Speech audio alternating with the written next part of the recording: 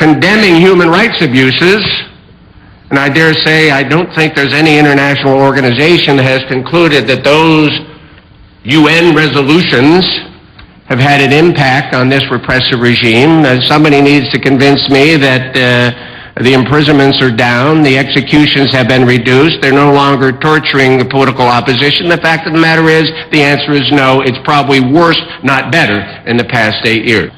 Well, then let's look at the UN resolutions vis-a-vis nuclear enrichment. I think they've got their fourth round, and I'm going to defer to my distinguished colleague to my right to talk more about that. But if you take a look at that organization, I think they're in their fourth round of sanctions, economic sanctions, vis-a-vis the Iranian government. In the past 8 years, given all these sanctions, are they further down the road to peaceful nuclear energy? Are they further down the road or further removed from it? One can only tell, but I think one is not... It is reasonable to conclude, I believe, among rational people around the world, that if you have repression, if you imprison, torture, and execute, you're hardly a peaceful regime, and if you're promised that if and when you do get nuclear power, that you will only use it peacefully, seems to be an inconsistency that most people are able to see through rather quickly. At one point in time, we talked about, and we put the MEK on the terrorist list because we thought it might enhance and improve the dialogue, change the dialogue. There might be some noticeable improvement in our relationship with Iran. And I think history concludes so far in the past several years since we put that organization. If the goal was to improve engagement and to solicit a different response from the Iranian government, that hasn't worked out very well either. If you think that part of the world is unstable now, we can only imagine what the consequences will be then. I remember going to my last couple of visits to the Middle East, talking to some really high-ranking public officials, and one said to me in a private conversation, there are three challenges we have in this part of the world, and let me share them with you. He said the first is Iran, the second is Iran, and the third is Iran. And so we've gone down this path of attempted, well-intentioned, but perhaps naively optimistic attempted engagement of the Iranian government. And to date, it doesn't appear that any of these efforts have been fruitful. And you know what is probably even more alarming is that we're starting to see more and more analysts accept in their writings the notion of a nuclear Iran and how we would deal with it. Think about that. 10 years ago, we were worried and trying to figure out how we could make sure that didn't happen, and now we have some pundits and some analysts in the international community saying it's almost a fait accompli. Now what are we going to do? Well, let's just pause for a moment and think what that means to the rest of the world vis-a-vis America. What's it say about our ability to influence geopolitical events? What's it say about how do our allies and friends in that region look to us and our ability to affect change that affects their lives and the security of that particular region?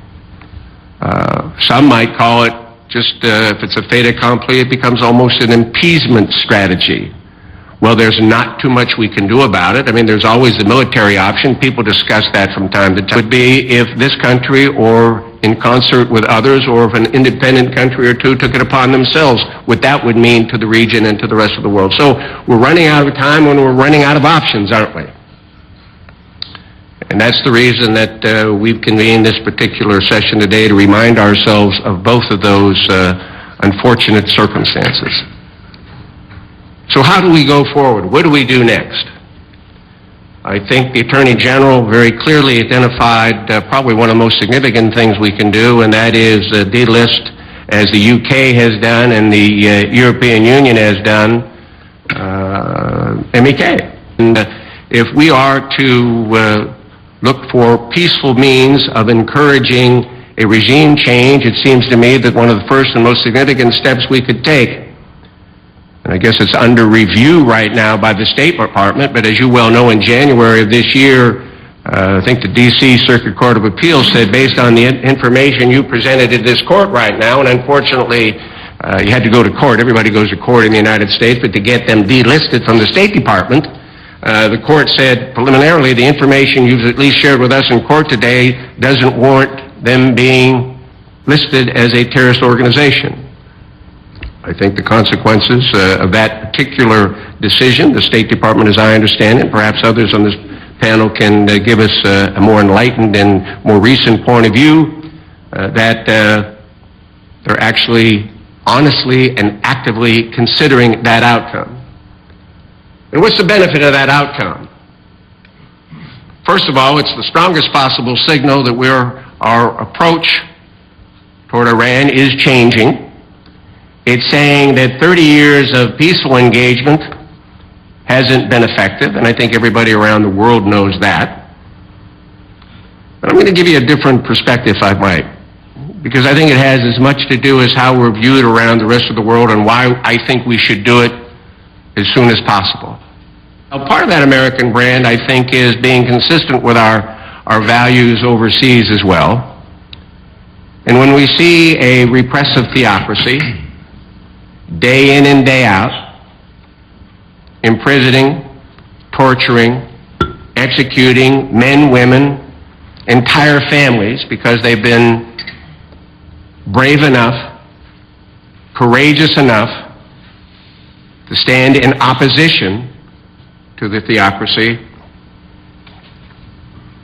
and in their hearts, not necessarily looking to the institutions of government like America, but looking to the value system of freedom and liberty, speech, assembly, peaceful opposition.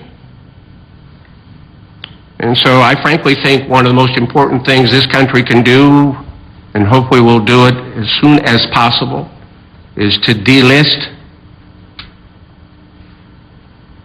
the People's Mujahideen of Iran. It's not a terrorism organization. And after that,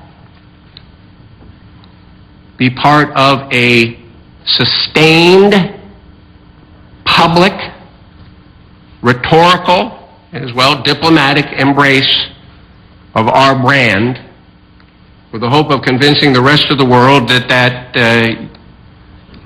the loyal opposition, those pro-democracy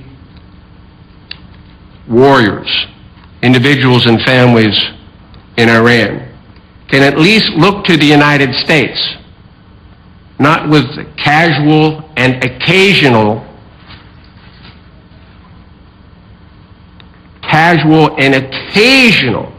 criticism of the Iranian government and how it treats its citizens, but a sustained clamor for change, aggressive diplomatic efforts to at least pull some of our friends and allies into the chorus of opposition to this regime.